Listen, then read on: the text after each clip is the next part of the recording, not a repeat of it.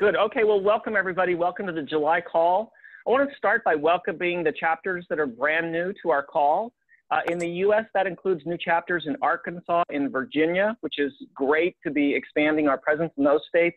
Around the world, I want to say bienvenue to Omar Ba from Conakry, Guinea in Africa. We did the group start in French. That's kind of exciting.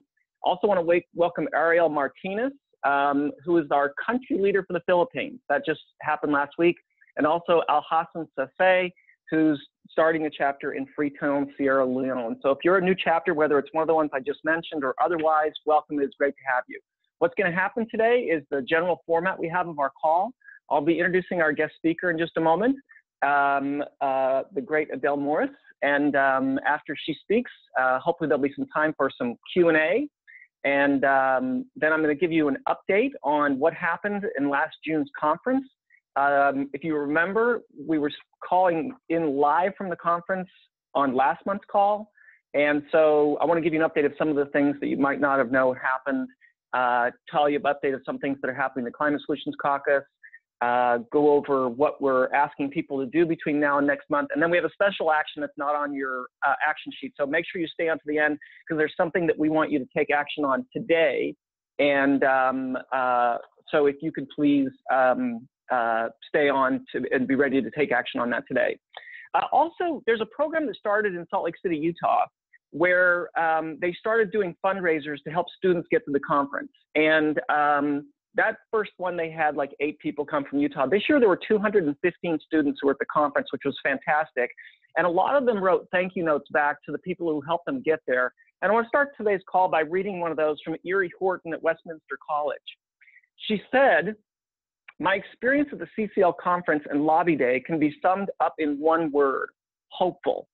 As a recent college graduate, I've spent a lot of time analyzing climate issues, both in my home state and beyond.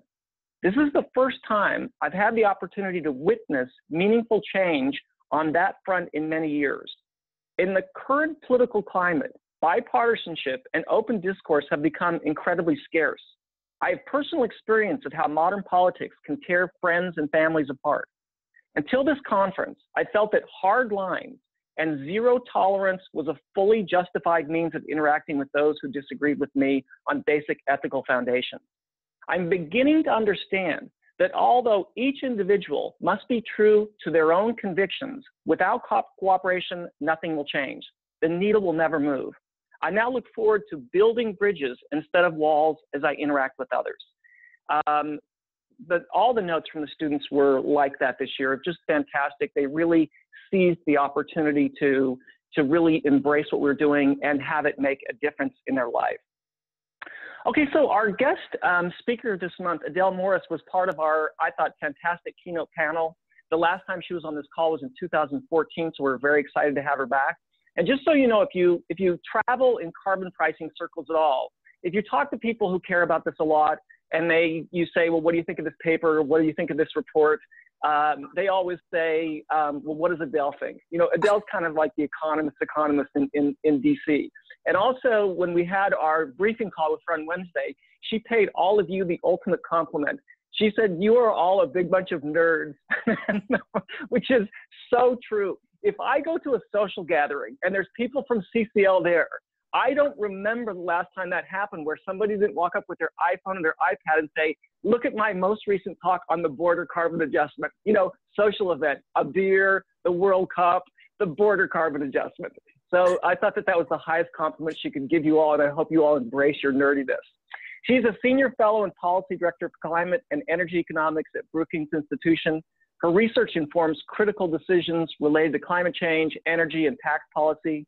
She's a leading global expert on the design of carbon pricing policies. Before joining Brookings in 2008, she worked with the Joint Economic Committee, JEC, of the U.S. Congress, where she advised members and staff on economic, energy, and environmental policy. She holds a Ph.D. in economics from Princeton, an MS in mathematics from the University of Utah, C. Piper, all the best people went to the University of Utah at some point, and a BA from Rice University.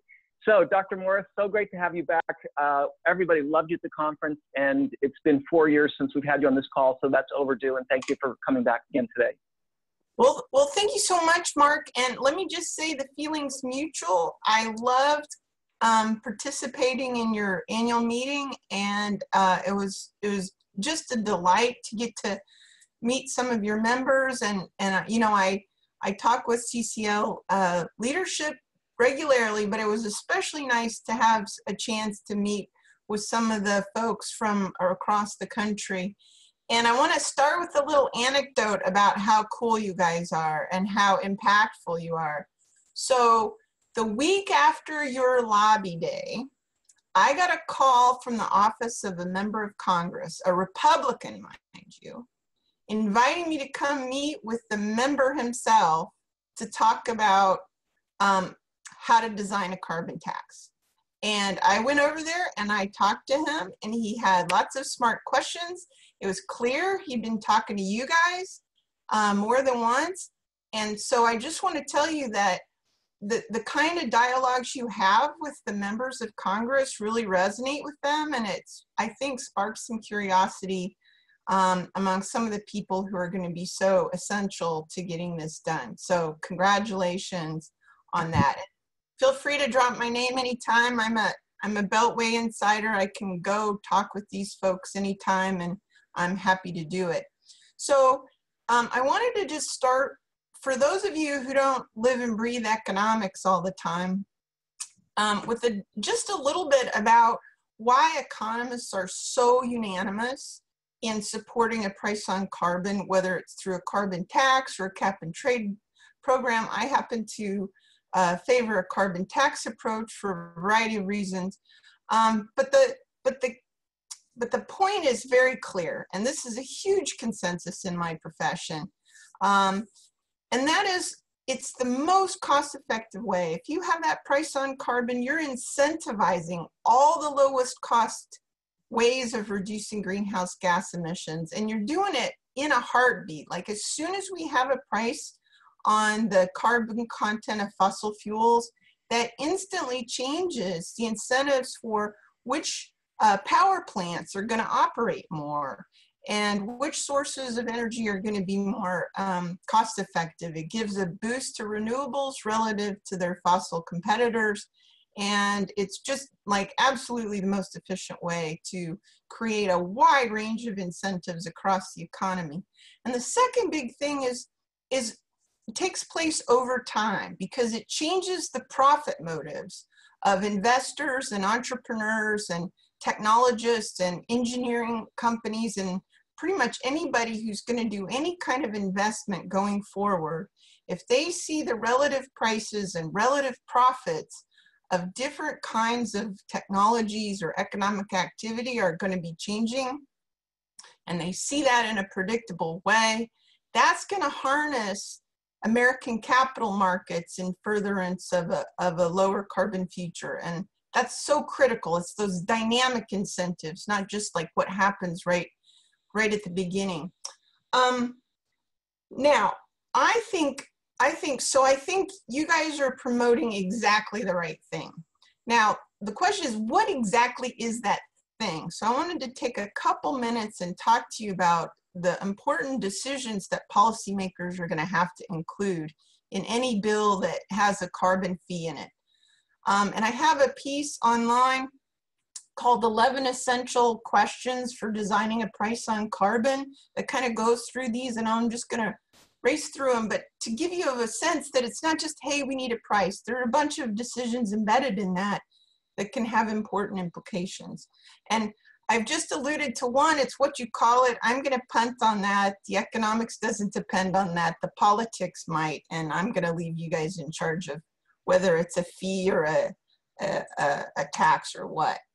You also have to decide what you're going to price. What are the fuels? What are the greenhouse gases? What are the sources and sectors? And generally speaking, what economists would recommend is trying to include as many of the sources and sectors of greenhouse gases for which we can identify measurable emissions and a responsible party. So that's basically all fossil fuels through the US economy and some other sources of CO2 and some other sources of greenhouse gases that are not CO2.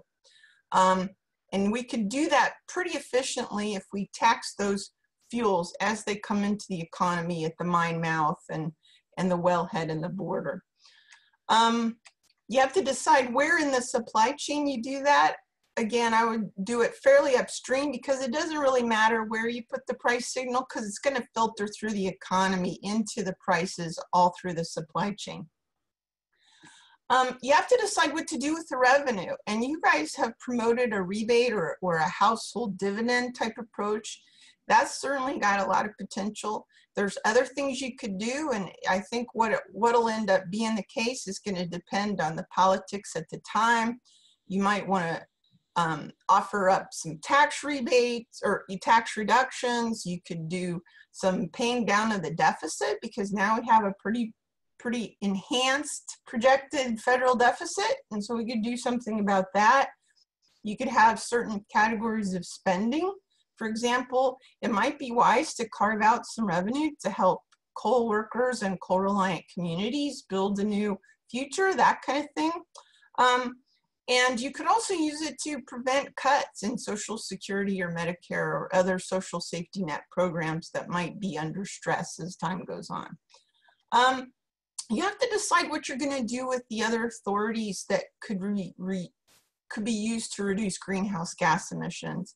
And so that's going to be kind of contentious. Like, what happens with the EPA's authority over greenhouse gases under the Clean Air Act? Does that get suspended or not? And so that'll be a part of the discussion.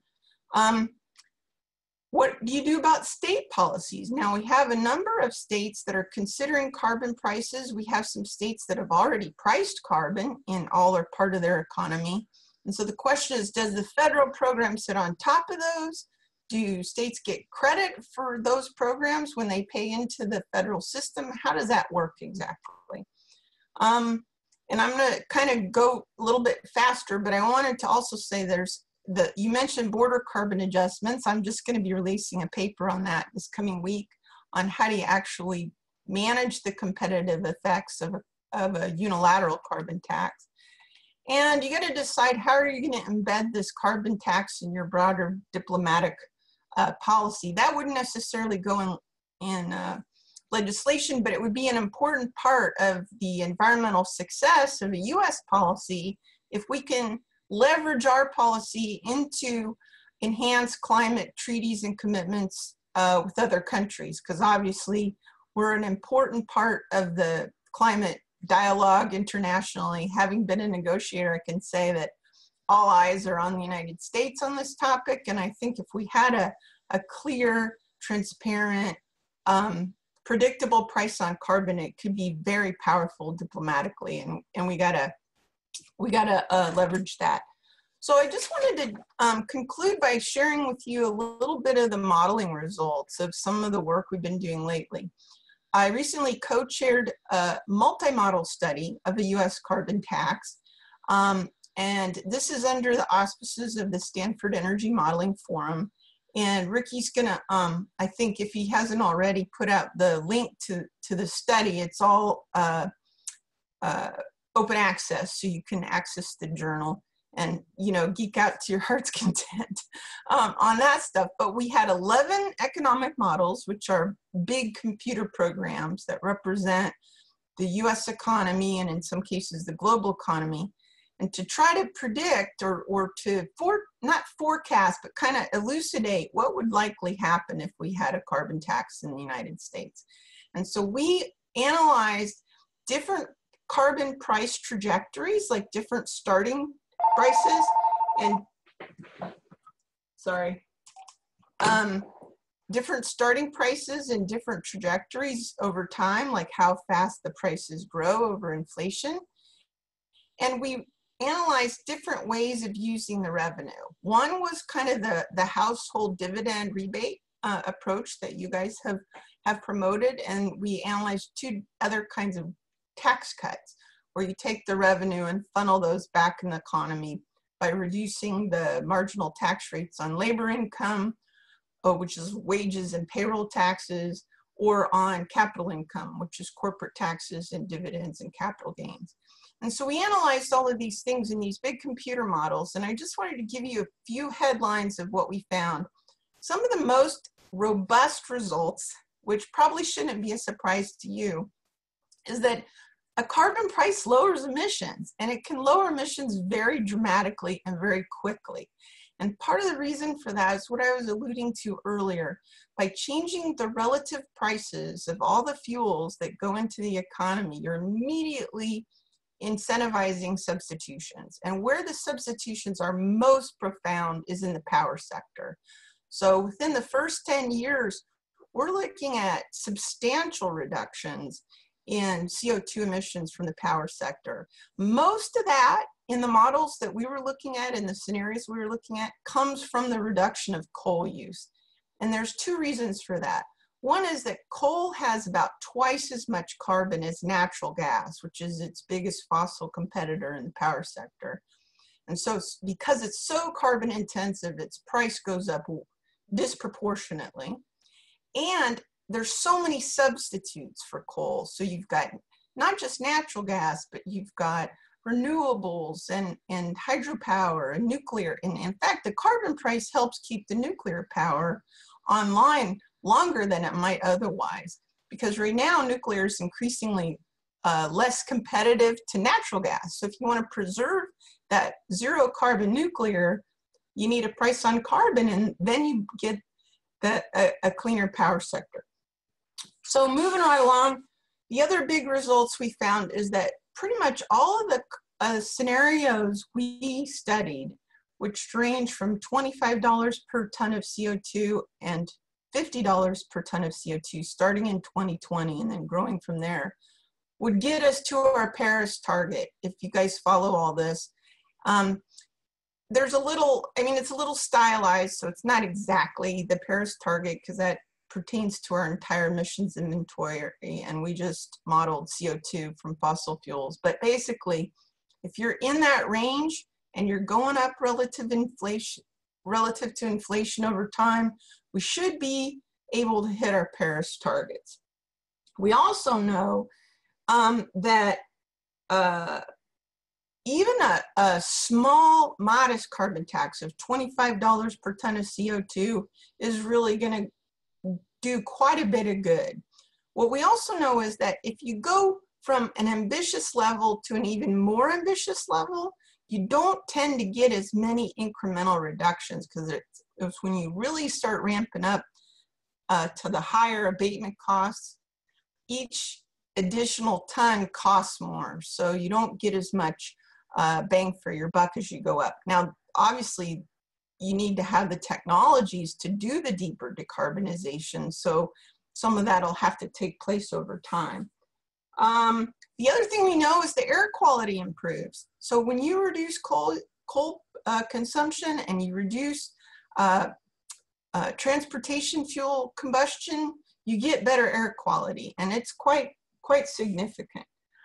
We also know that none of this wrecks the economy. So you guys can feel very confident. There's robust multimodal results that show that even if you don't count all the economic benefits of a cleaner air and a protected climate, you're still having just the tiniest perturbation in the GDP that we would otherwise have. So this is an incredibly low cost, high impact policy. And for those of you who are interested in that, you can take a look at our papers. There's a summary for policymakers that's quite accessible for non-technical folks. And I'll just stop there and I'll just welcome your questions.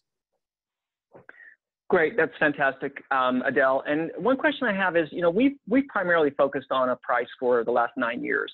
But there are other issues that need to be dealt with. Are there areas that you believe that the price is not going to impact that much, so a regulatory approach is going to enhance what the price does? Well, I think there's a few things to unpack in that. There are going to be sectors that are not really amenable to a price approach. Because remember, I said you have to have measurable emissions and you have to have an identifiable responsible party, because you need a taxpayer, right? Somebody has to have the responsibility. So there are a few areas, some in agriculture, some in non-point source pollution, where it's going to be hard to either directly measure the emissions or find out who actually was responsible. So for those emissions, you're probably going to need some other complementary, supplementary policies. And some of this might be in the forest sector, in the ag sector, maybe leaky methane, natural gas infrastructure within cities and through pipelines. Some of it should be regulation of natural gas production and making sure that our production processes don't release methane into the atmosphere. So that's one category thing where I think you really do need supplementary policies.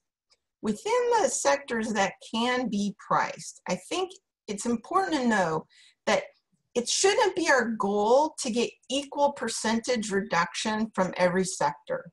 Our goal is to get the cheapest possible reduction across the economy. So just because transportation is less responsive to a carbon price doesn't mean we should expect that we should have a bunch of other policies just on transportation so that that matches the power sector. Eventually, we are going to need policies and we're going to need technologies that allow deeper decarbonization from the transport sector. But just, I think you got to be careful, like when you're going to intervene in a sector, like what's the market failure that you haven't internalized yet? If you've already got the price on carbon, what is it that you think is not happening as a result of that price? Maybe the answer is going to be research and development. I think we probably need a vigorous research and development program in some of these technologies. I'm not sure in some of these sectors we want to go straight to regulation just because the sector is less responsive to the price. Great. And I hate to ask you to summarize something big and really quickly, but I will anyway. So in 2014 or 2016, I don't remember, you wrote a 5-part paper on coal. Could you just address some of the things that you thought were, essential takeaways from that? Yeah, so I wrote a paper, it came out in the spring of 2016 called Build a Better Future for Coal Workers and Their Communities. And I think this is really important because we have to be mindful of those who are going to be disproportionately burdened by our climate goals. And there's just no two ways about it. Any kind of cost-effective reduction in greenhouse gas emissions is going to disproportionately reduce coal use. And that means lower coal production, and that means fewer jobs in coal mines, and a heavily impacted collection of communities that are reliant on coal production. We're already seeing coal use reduced. Some of that is because natural gas is eating coal's lunch. Gas is a lot cheaper than it used to be. Some of it's because the economics of some mines have deteriorated, so just not profitable. Some of it is more competition from overseas coal producers and reduced exports. There's a whole bunch of things. Some of it's state level clean energy policies. What it's not is the Obama policies for the Clean Power Plan, because those never took effect. So it's not an Obama issue. It's a matter of the economics of the coal industry. So my own view is that it makes sense to siphon off a small share, and it doesn't have to be big. It's like, 3 or 4 percentage points of the carbon tax revenue over the course of 10 years, something on that order. I mean, I'm kind of hand waving here, but using that revenue to make these folks better off than they would be without climate policy. And I think we can do that. It's going to involve mine reclamation. It's going to involve pension and healthcare benefits for these folks and their families. And it's going to require some training, maybe some Pell Grants, whatever. I think we need to make sure these people are not left behind. Great. So we have a lot of chapters in Wyoming, West Virginia, Kentucky, and so I got a lot of questions about that, so I'm glad you addressed it. There's a question in the chat about why does RGGI seem to have so little impact on reducing emissions? Do you have something to say about that?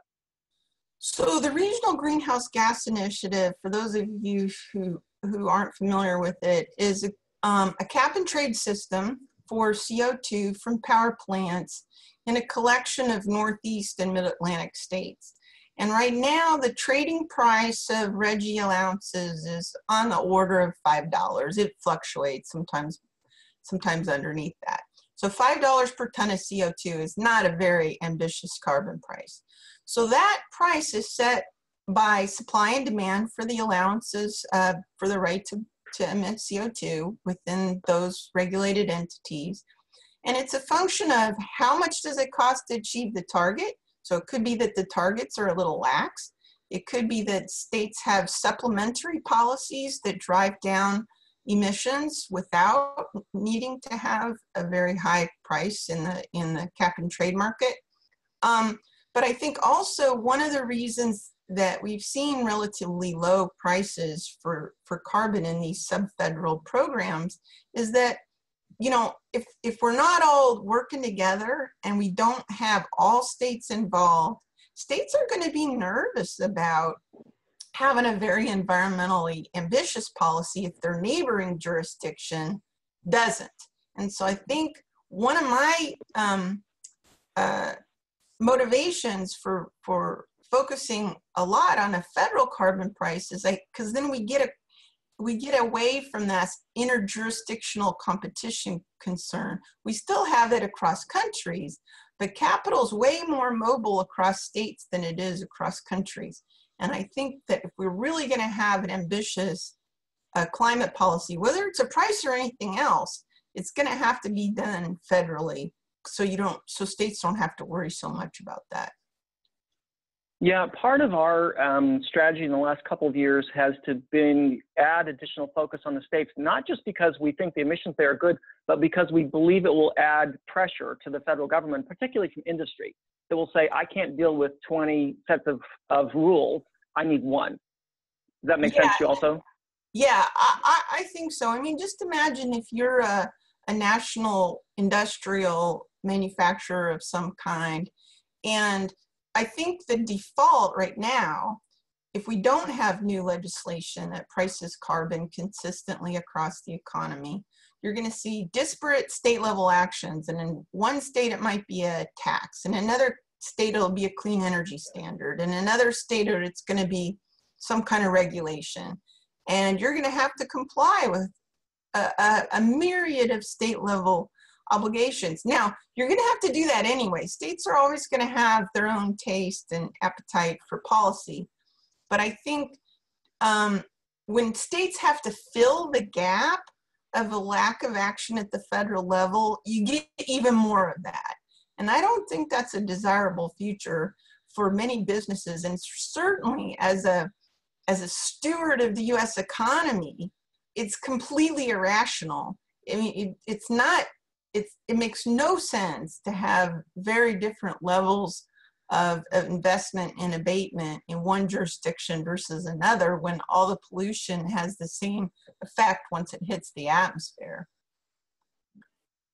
Great. And then let me just ask you one last thing. Could you just say, I know you've been involved in international negotiations, and would you mind just giving us a sense of what that's like when you're trying to work and get a bunch of countries to agree on something? Well, my inside knowledge is a little dated. This was back in the year 2000 when we were still trying to elaborate the rules of the Kyoto Protocol. But I will say that when you go into these UN Framework Convention on Climate Change events, and if you've ever been to one, they're almost literally a zoo, because there's people dressed up like polar bears in the streets, and it's like a big event of civil society, right? I would say my own point of view is that it's not the most productive environment to reach really difficult, hard conclusions on specific policy commitments. But I think it's certainly provides momentum for the conversation that really has to take place. I kind of envision one day we're going to evolve to a system of that supplemented by finance ministers who are in there negotiating kind of the hard economic details of the commitments, as opposed to sort of broader notional objectives about temperature increases and stuff like that. Great. Well, Adele, thank you again so much. We loved having you as part of our keynote panel. And thank you again for being on the call. We feel really lucky to have you as a friend and a resource. And thank you for, pulling yourself away from your kids on a Saturday. Well, thank you all. And again, I want to applaud the hard work that you've been doing. I want to applaud the enthusiasm. It's kind of nice for me. It's sort of a treat to get to connect with folks all over the country, all over the world, from Ecuador to Alaska, working hard on these issues. And I just want to reiterate that I think your efforts really matter. So don't give up, stay, keep the energy alive. And I look forward to staying in touch with you guys. Great, thank you. And you're welcome to stay on the next 10 or 15 minutes if you want, but if you have to drop off, it's a Saturday, we understand that also. Great, thank you. Okay, thanks. So yeah, thank you, Adele, again. You probably noticed that we added 2 more people to the Climate Solutions Caucus this week, so it's up to 86. I've asked the chairman if I can publish, and when we have it, I'll get it to you, everything that they've been working on. But let me just give you a highlight. So they categorize what they've been working on is meetings, briefings, delegations, legislative initiatives, and then sign-on letters. So in terms of delegations, they sent a staff delegation to the Norfolk Navy operations to see about sea level rise. They sent one to the National Renewable Energy Labs in Golden about renewable energy. They've had member briefings on fact-finding conversations with scientists, engineers, economists, business leaders, foreign dignitaries, and former cabinet members. They had a member meeting with the winter sport industry, a member meeting with the solar industry, a member meeting with the Department of Energy and the Alliance to Save Energy, a member briefing on ocean acidification, a member meeting on climate change and national security, a staff briefing on regenerative agriculture and soil practices, a staff briefing on climate impacts on health, and then a special order hour of floor speeches encouraging bipartisanship, and a bipartisan caucus event at the Quaker Center. In terms of legislative initiatives, they passed H.R. 1090, which is the Technologies and Energy Act. It was a bipartisan bill introduced by members of the caucus. Passed H.R. 3761, Carbon Capture Act, supported by members. Caucus successfully defended climate provisions in the National Defense Authorization Act, rallying nearly the entire caucus to defeat an amendment to strike climate provisions, and introduced the Republican climate resolution with 24 GOP co-sponsors, and then the 10 climate solutions Republicans worked to try and preserve the methane rule in the BLM methane CRA. In terms of sign-on letters, I think the most notable of the many is asking President to stay in Paris and also to oppose the solar tariffs. So I know that for you and I, we'll really be excited when we see a pricing bill coming out of the Climate Solutions Caucus. But in the meantime, they have been working to try and work together and get some interesting things done. It's very challenging this time of year. I don't know how much more activity we'll see this close to the election, but they have been pushing things together. I want to give you a little bit of an update because as I said at the start of the call, on last month's call, we were calling from the Omni. It was the day before the conference. I have a board meeting the day before, so I left the board meeting, came up for the call, and then finished up the board meeting. But we knew going in that we had people coming from all 50 states. So that was a first, and that was exciting. We knew that we had 371 congressional districts covered. So 85% of congressional districts, we had someone representing that district. We knew that 40 out of 50 states had someone who identified themselves as right of center, and that at least 121 people who identified themselves as right of center. We had by far the most diverse conference that we've ever had, and it was very obvious.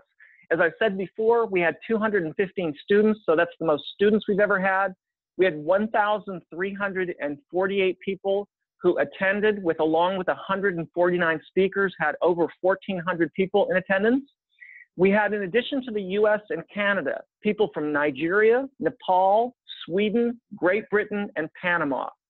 The 550 meeting reports, again, the most ever.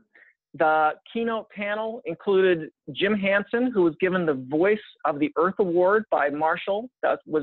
We all love that. Natasha DeJarnette, Adele Morris, and Trishna Guring. We had 2 members of the Climate Solutions Caucus address the conference, Representative Deutsch and Delaney. So for everybody who had something to do with that, I want to thank everybody not only who just came, but everybody who had something to do with the work, setting an appointment, doing research, everything that was done. That was a huge effort, and I feel that we really moved the ball down the road. I also want to mention 2 other things that happened since last month's call. One is, you never know which letter to the editor, which op-ed, which meeting, which editorial board meeting tips something over the edge. But since last month's call, the Norman, Oklahoma newspaper made an editorial endorsement of what we're doing. That's Oklahoma. That's really important. And you never know, sometimes you send in your particular letter and you get it published and you're excited, but you don't know what is a tipping point.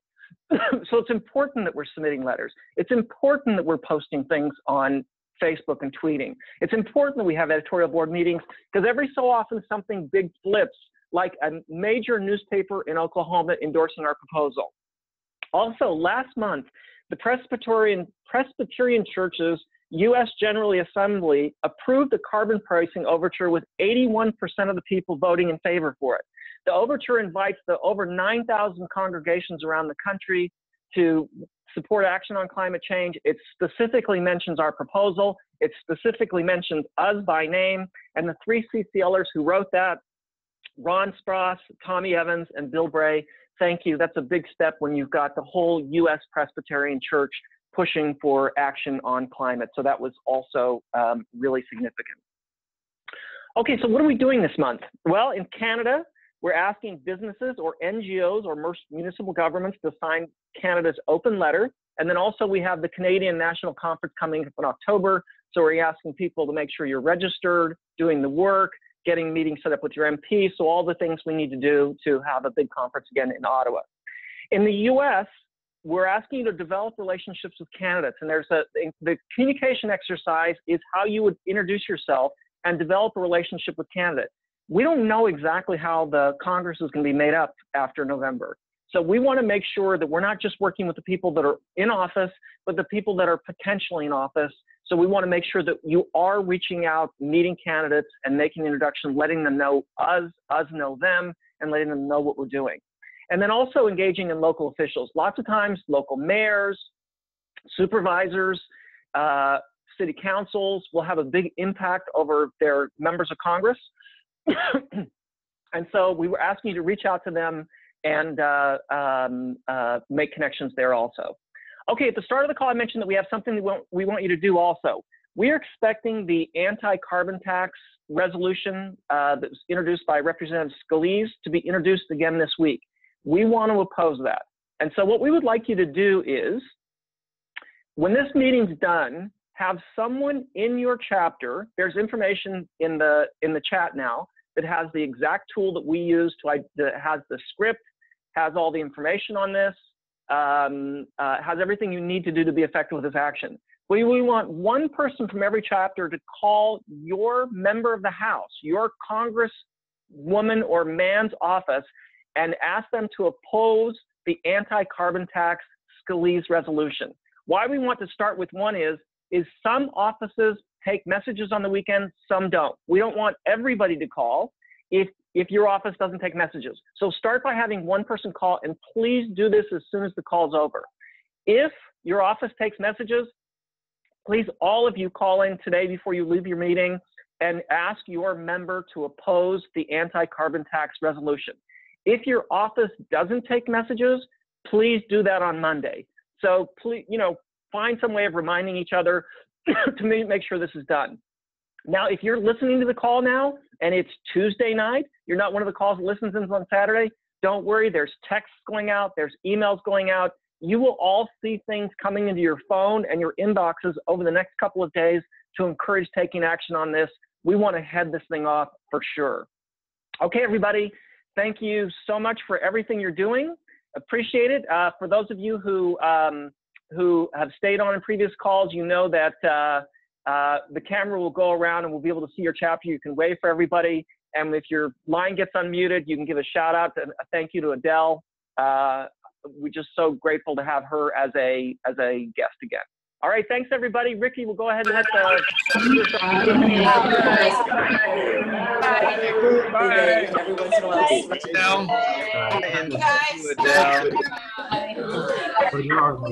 Great meeting you. Nice to see you. Okay, yeah, that's okay. Here. Guys.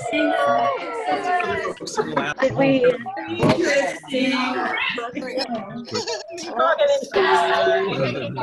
We're in the bottom right corner because of the angle. We're not on. No, but I mean,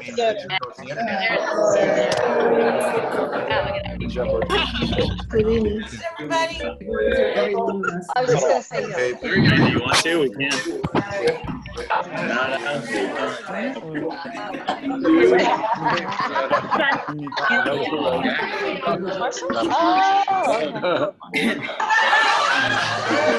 Thank you, Adele. Welcome, everyone.